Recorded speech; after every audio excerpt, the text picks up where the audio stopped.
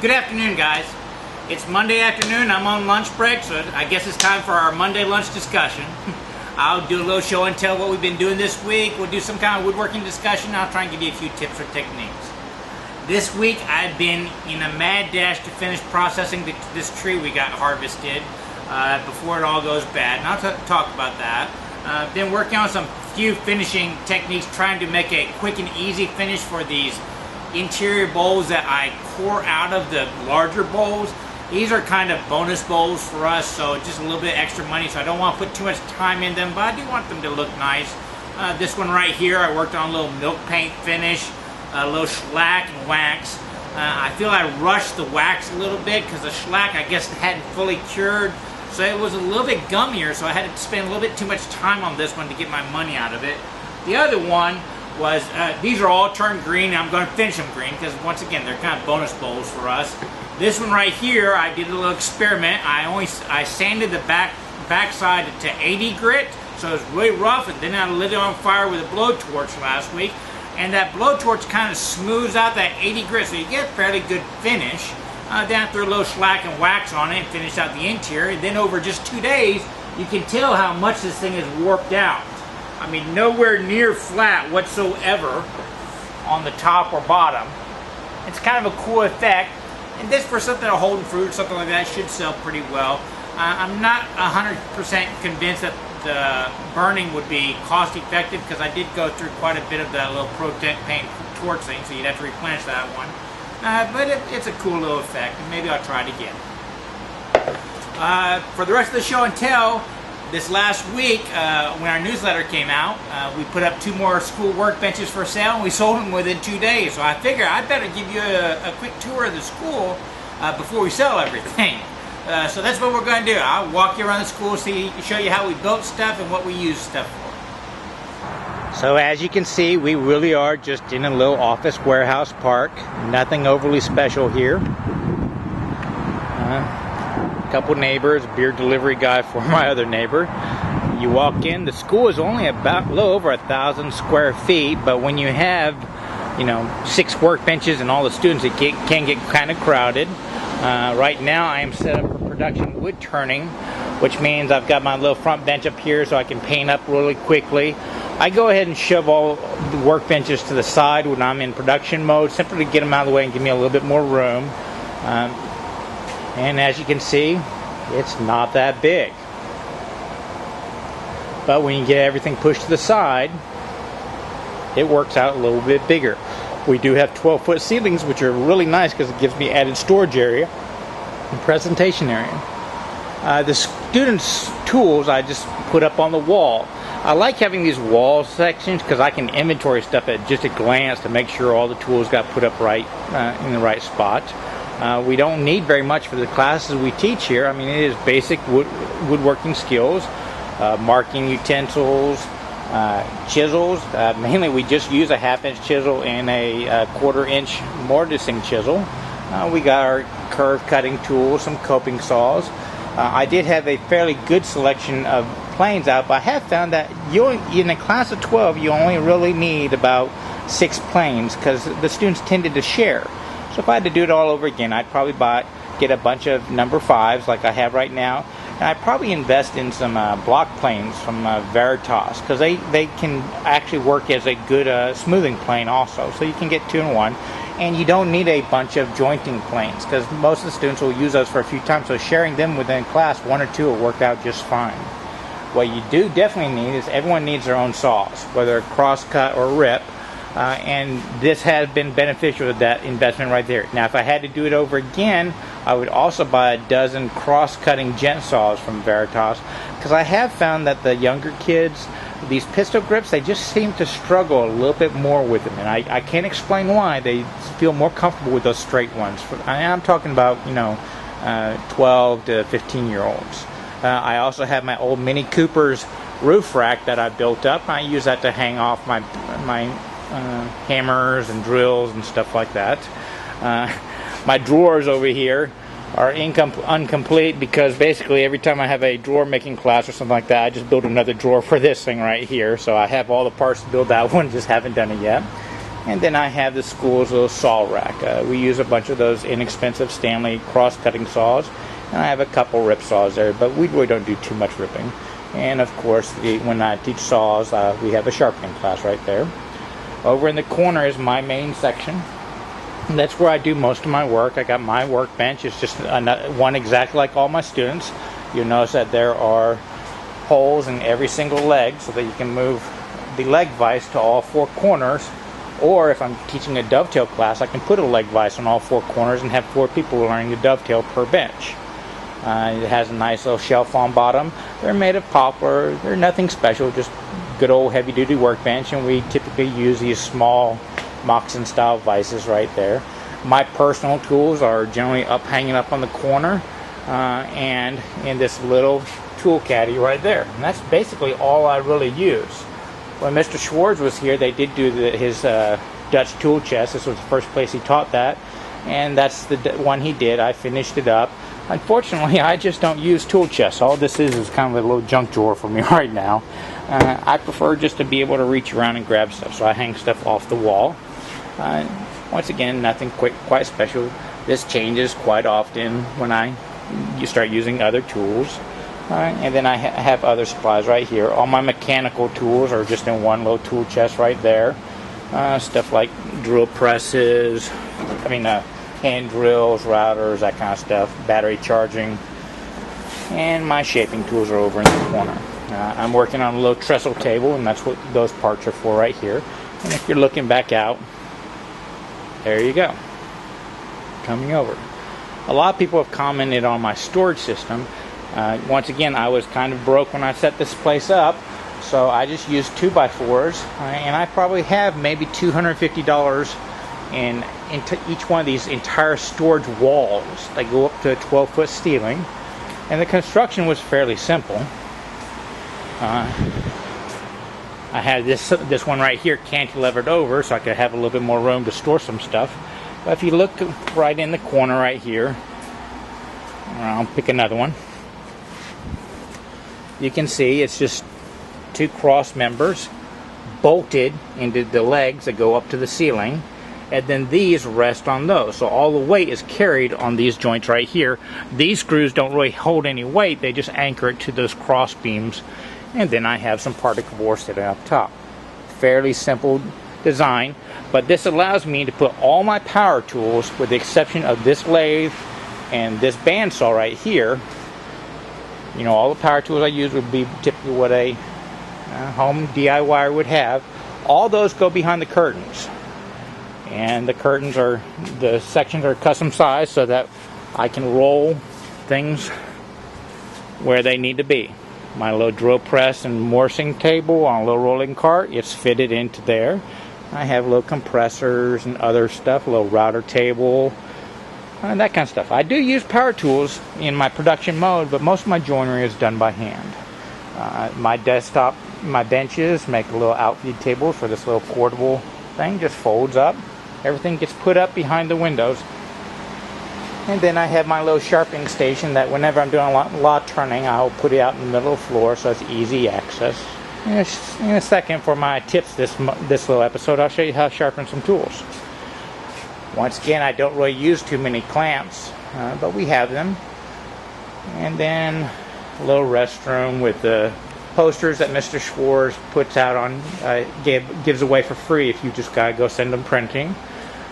And then in the bathroom, you can see a couple of the projects that we teach here at the school. Here's a little medicine cabinet with some shelving, fairly simple, using plexiglass as shelves. And then we did a little floating top table down below, and with brass and rope for shelving.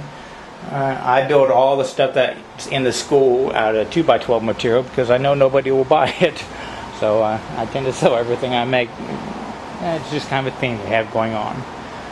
Then up top and behind the curtains is all my turning stock and stuff that's waiting to dry and in season. All this right here is stuff that I have to get done this week, and each one of those will return me maybe 1 or 2 bowls, bigger ones maybe even 3, and some vases. I got to get them all roughed out this week because even though we just harvested it and painted it up, that cracking has happened within the last day.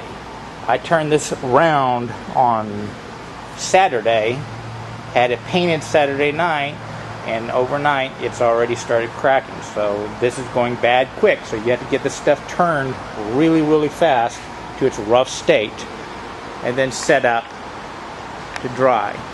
And since we are in Austin, Texas, being up there is almost like a kiln, because when it's 90 degrees outside, it's generally over 100 degrees in this little warehouse. And in here you see more of the projects that my students have do in class.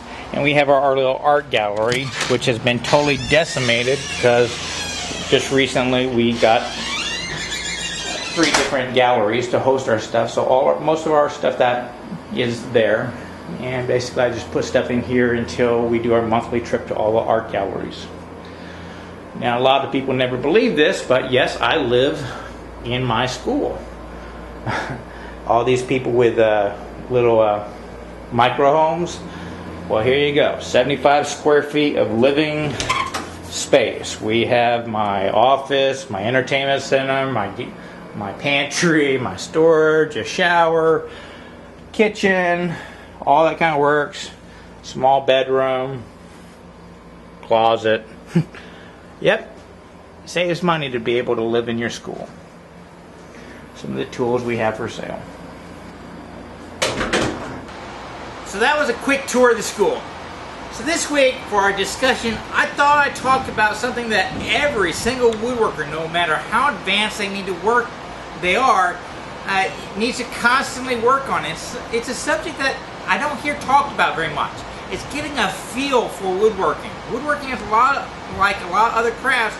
It's very visual, but it's the feelings that we get when we're around the furniture and using our tools and stuff like that that make the difference between a okay piece of furniture or a decent work experience or something that's really enjoyable or really exquisite. So I want you this week to really focus on feeling your work, running your hands over your tabletop. I like going on to galleries and stuff like that and feeling stuff. You run your hands over it. It might look visually smooth, but sometimes you'll be running over and you'll feel a little divot in the middle and you'll sit there and go, what's going on here? It looks perfect, but you can feel it. Your fingers can feel imperfections. And a lot of times, you know, with random orbit sanders, they tell you never to lift it up, even though it's stuff like I do. You have a little tear out, you kind of lift it up on the corner and get a little of that little bit tear out. Visually, it looks smooth, but when people run their hands over it, they can feel that. That's why a lot of furniture makers do that last bit of smoothing with a smoothing plane. Their smoothing planes have a slight curve to them, and it creates these microscopic scallops all across the table. But because they're consistent, we feel them consistently, so we don't notice them. It looks perfectly smooth, but you can feel these slight undulations. And actually that has a better texture to it. Whereas if you sand the top and you might like hit one spot a little bit more, well, the top's going to be entirely smooth, but you'll feel this slightest of divot right where that little tear out was, or they put a little bit too much pressure. Also, a lot of times if you feel the sides, it's like tables and stuff like that. We have a really, I don't want to call it a bad habit, but a lot of people will use like a round over bit on a router and it will create a very uniform curve to it versus like a bullnose, which starts out steeper and then gradually comes around, or an OG or anything like that. I want you to feel tables that have those different feelings. Really, that consistent curve that you see with our typical round over bits, it doesn't feel natural. So, but if you have something that starts out a little OG or a bullnose, where the curve is gradual, increases or decreases, for some reason that just feels better. It feels more natural to us. Right? Now that's the end result. Now somebody will be looking at a piece of furniture and it'll look perfect, but have you ever gone over to felt it and like the quality diminishes and you can't explain why? What's that tactile sensation through your fingers that's affecting your opinion of the piece? Then we as woodworkers really need to use our feel to be more effective. A lot of times you will see me, if I'm working, I'll take my thumb over the edge of my chisel and just do like this action. I'm feeling for sharpness. Because even though I have fairly bad carpal tunnel syndrome, I've lost a lot of sensation, I can feel from the drag off the edge hey, my chisel's a little bit serrated. Maybe I have a little nick, or maybe it's a little dull, or if it feels smooth and it doesn't kind of grip my end, I know, hey, I don't need to go to stones. I just need to stroke it on a stroke right here to bring it back to sharpness. It will tell me what kind of work I need to do to it to get it back to optimal performance. Just a quick feel. After you sharpen a chisel, feel it again so you can get that sensation. When you're adjusting your planes, you'll see me, or a lot of people will run their thumbs along the bottoms, because we're getting a feel. Once you get a good shading of what you like, feel it. So that next time you need to set up your hand plane, maybe you don't have to eyeball it. You can just run your hand under it, twist it, feel it. Oh, it's a little thicker on one side, thinner on the other. I feel, as a woodworker, it's just incredible sensation. I use marking knives all the time. And I tell people over and over again, it's because I can feel that line. I can drop my fingernail into it. That fingernail then creates a fence for my saw, so I know I'm going to be sawing exactly next to that line. I can't do anything else because I can't cut into my finger. That's I'm being kind of stupid. Marking knives are great that way because you can feel where your layout lines are. You can feel that kind of stuff. So just as a woodworker, work on feeling stuff with your hands as you're working along. Now here's an example I'm going to show you, and here's going to be kind of a tip for the week on sharpening. I'm going to show you how I sharpen my wood turning tools.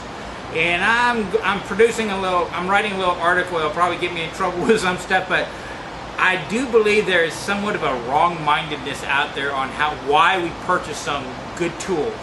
Buying good tools for the wrong reasons is kind of what the article I'm working on.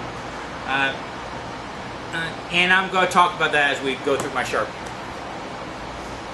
So a second ago we were talking about getting a feel to it. I'm going to use wood turning as an example, but it's only an example. You can feel the same things using hand tools. What I have here is a piece of pecan, and I'm going to be using my bowl gouge in a second. I'm going to zoom in. I'm going to have to lower my face shield so you might not be able to hear me. So I'm going to try and explain what you're going to see right now. I'm going to approach it so that the bevel of the tool slightly touches the wood, and then the edge will dive in, which is why I have it in the somewhat closed position right here. And I'm going to press in, and I can feel whenever the tool starts to the edge starts to get slightly round, because on a bowl I'm going against the grain, and then with the grain, and against the grain, and then with the grain. Whenever it starts to get dull, it transmits a little bit more vibration. So I'm feeling for that vibration to tell me the dullness of the tool. Also the fact that the duller it gets, the more round that edge gets, I might be having to press slightly harder this way to get that round edge to bite into the wood a little bit more. So I can feel the sharpness of the tool by both the vibration and the amount of pressure I come in. You can also sense it through the motor. This is only a 1 horsepower motor on 110. It's very easy to bog down, and this is a great example because a dull tool, I can bog this thing really big time, but a sharp tool, it barely even notices it because it's not having to press as hard to get through the wood. Now I'm using wood turning right now, but the same sensation comes around with hand tools, chisels, power tools, saw blades. You develop a feel for both the vibration it's getting as it interacts with a round edge and the pressure you have to put through. And I'm going to use this after that to quickly show you how I touch up the sharpness of the tool, or just totally resharpen it in about 20-30 seconds. It doesn't take long to sharpen hand tools or even power tools like this one right here.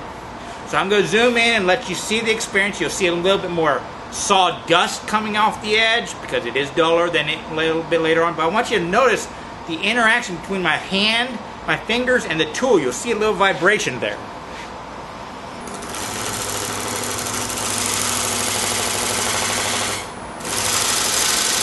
I'm really having to push. Notice the color of my thumbnail. I'm having to push in to get the shavings to come out. This is a dull tool. Okay? Now I could throw shavings all day long to the ceiling, and it looks, I mean, the results, people think it's sharp, but there is a sensation there. Now, there's a whole product line of tools out there that advocates that you don't have to learn to sharpen to use them. And the article that might cause us a little controversy is, I think that's kind of a wrong-minded way to buy wrong reason to buy a good quality tool. And I use those kinds of carbide tip tools all the time, and for hollowing and stuff like that, where holding an edge on a scraper is kind of important to me, because if you understand woodworking, wood turning tools, a scraper edge is only going to last about 8 seconds. Now we have a long curve on them, so it's 8 seconds per spot, but they don't last very long. Whereas a carbide tip will last quite a bit longer, so there is good application for it. But for going that way so you don't have to learn to sharpen is just kind of wrong-minded. And the reason why I say that is how easy it is to sharpen these tools. It's not like a chisel or something like that where you had a little bit of skill. I mean, literally you just drop it in a jig. I'm showing the one-way setup because it's fairly cheap. You can buy the whole system for, I want to say, $100 if you already have a grinder, and it'll sharpen almost all the tools you have. I've got a bowl gouge right here. I've got this little doodad right there. I set this thing up when I first bought it, and I haven't touched it since, and I've been using it for about 3 or 4 years now. You simply slide it in, and you need to set the protrusion from the tip to this little ledge right there. I've got a little fancy aluminum thing. I stick it in the hole and I push it up, but really if you just put a piece of wood on the edge of something, just bump it up there. No big deal. Mine's set for 1 3/4 inch. Here's how long it takes me to sharpen. My only objective, I leave this distance right here. This slides out. I've got a little marker right there. When I'm turning, I just leave it there. I never touch it. I put the little tip in the corner. My only focus is to keep this gouge in the center of the wheel that you don't want to pop off. Literally, it goes from one side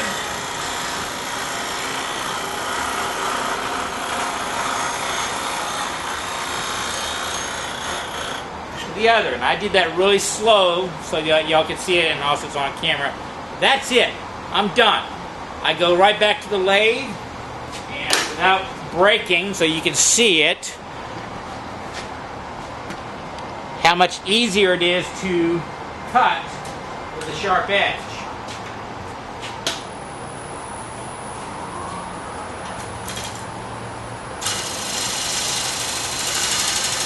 I mean, index finger power is all it takes now. Easy peasy. Now that is for rough turning. I will say, this is green wood, I'm just roughing it out. If I am doing a finished piece, I will hone the blade, not go straight through and grade. How hard is that? Well, you got a little slipstone, you drop it in the middle, you move back and forth. Fairly simple. You have a bevel. I touch the bottom of the bevel, and I start moving on the bottom of the bevel, and then I just raise it up until it touches the other side. Just twist it in your arm. This is not something that only experts can learn to do.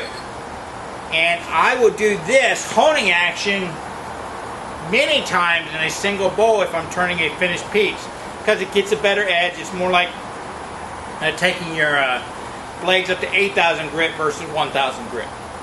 So that's all there is to it, to sharpening it. You can do the same kind of technique with spindle gouges, even simpler for your skewed chisels, and even simpler than that for scrapers.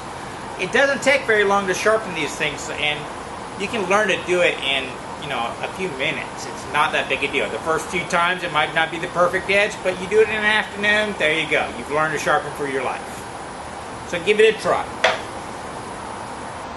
Well, that's that. I hope you enjoyed a tour of the school tour, a little brief discussion on getting a good feel for woodworking, and a quick tip on how I sharpen my tools and how often I sharpen. I do sharpen my turning tools quite a bit, and I'm constantly honing my woodworking chisels as I do hand tool woodworking. It's nicer to keep an edge than have to reestablish an edge.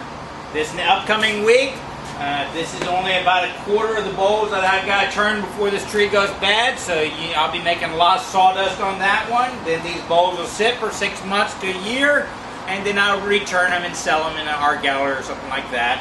I'm kind of hoping we'll have them ready for Christmas season. If not, next year.